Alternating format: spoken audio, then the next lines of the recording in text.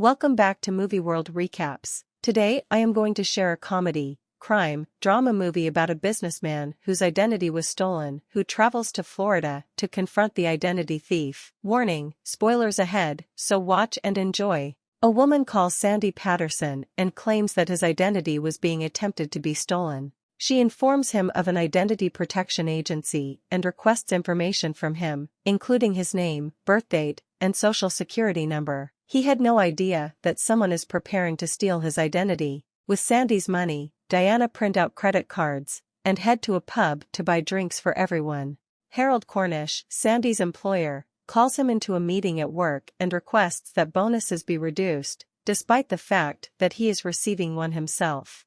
Before Sandy is about to do this, he receives a call informing him that he has a Friday appointment at a salon in Florida. Despite his confusion, his coworker Daniel Casey calls him over. He meets with a few other coworkers in the parking lot to discuss starting their own business because their supervisor isn't the best. Sandy responds in the affirmative when Daniel asks him to join them. A little while later, Sandy tries to pay for gas, but the gas station employee tears up his card since there aren't enough money on it. When the credit card company receives his call, they inform him that he spent a lot of money in Florida. He is arrested as this is happening. Diana is spending Sandy's money in Florida at the same time. Sandy is informed by Detective Riley at a police station that he skipped a court appearance for assault in Florida. They locate Diana's arrest record and conclude that she has stolen Sandy's identity. Things becomes worse at work when Daniel, who is now his boss, claims that police are investigating him for drug possession.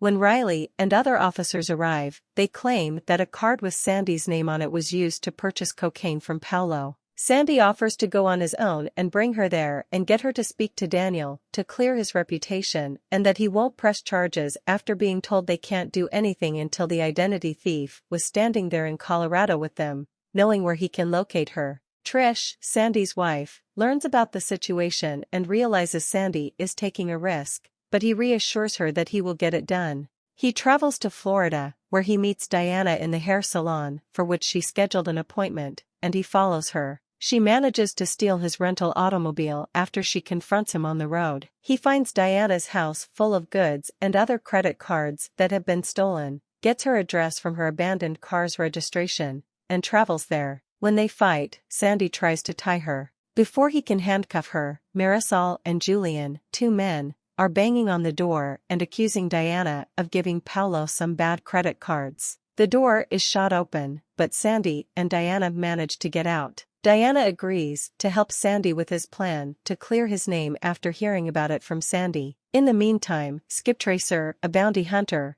is sent to find Diana in order to collect a huge reward. As they continue their journey, Diana informs Sandy that since both of their identifications read Sandy Bigelow Patterson, flying back is not an option and they must drive back to Denver instead. After tracking the pair across multiple states, Skip Tracer apprehends them and seizes Diana. She knocks him out during the ensuing chase, and Sandy rear-ends his van. When he steps outside to check on Diana, a truck rams into it, damaging his rented car. Skip Tracer is strapped to the back of the van they take, but the vehicle overheats as they drive. They ultimately decide to walk and nearly rest in the woods, but they come across multiple snakes. One of the snakes lands up in Sandy's pants, which he removes and discards. Diana accidentally knocks Sandy asleep while attempting to fight off another snake that bites his neck. Sandy awakens at a bus stop wearing new pants, but without any cash or a phone. Diana responds to his question about how they arrived by saying that she carried him a half-mile before calling a truck to drive them there. Unfortunately, it will be another 3 days before the next bus departs for Denver. Sandy discovers some cash in his socks, and a station employee tells him where to go for an inexpensive car. Diana asks Sandy if there is anyone he would like to get back at after they stop for gas and discover they need more money. Sandy immediately thinks of Harold Cornish. Knowing that someone is in charge of managing his finances, the two of them get into an accounting office, persuade an accounts processor to grant them access to private files,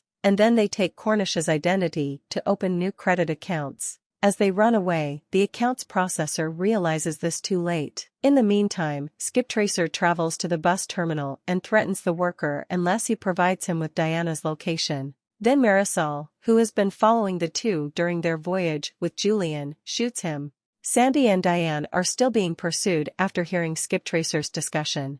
When Sandy and Diana do reach St. Louis, they stop at a motel, where Diana overspends. She has supper with Sandy and gets a makeover. As he asks Diana what her real name is, she confesses that she doesn't know, and the situation becomes tense. She sobs as she tells him that she doesn't even have an identity because no one gave a damn about her when she was a child. She then admits to lying about it as the accounts processor and police arrive and take Sandy and Diana into custody. They encounter Julian and Marisol while being escorted. When Marisol phones Paulo, he instructs her to hunt down Diana and murder her. The two goons are then shot in the legs by Skip Tracer, who then throws them into the trunk of their vehicle. When Diana is in the back of the police car, she successfully frees herself from her handcuffs. She then cracks the back windshield and drives away just as Skip Tracer collides with the police car. Skip Tracer nearly struck Sandy when he got out of the car as well, but Diana pushed him out of the way and was smacked by the vehicle,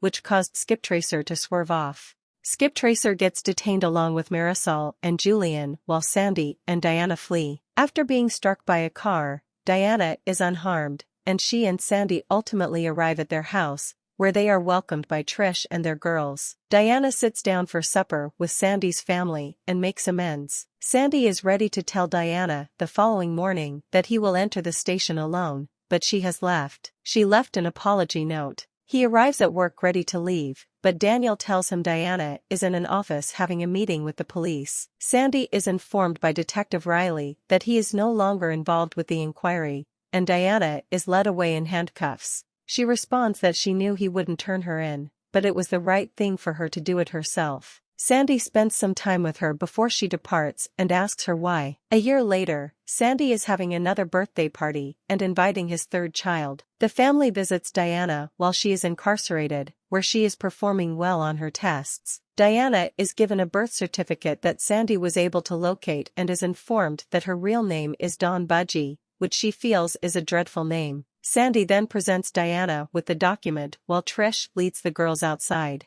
They chuckle. Diana then gives Sandy a hug and departs. Diana strikes the guard in the throat after she is taunted by one. Diana is shocked in the back by a taser that another guard on duty takes out of her pocket. Diana stumbles, but she immediately gets up. She then stands up and makes her way back to her cell. That's all folks for today. I hope you like it. Please subscribe to our channel for more content like this and hit on the like button to help us out. You can also leave a comment below if you want us to recap your favorite movie. Until next time.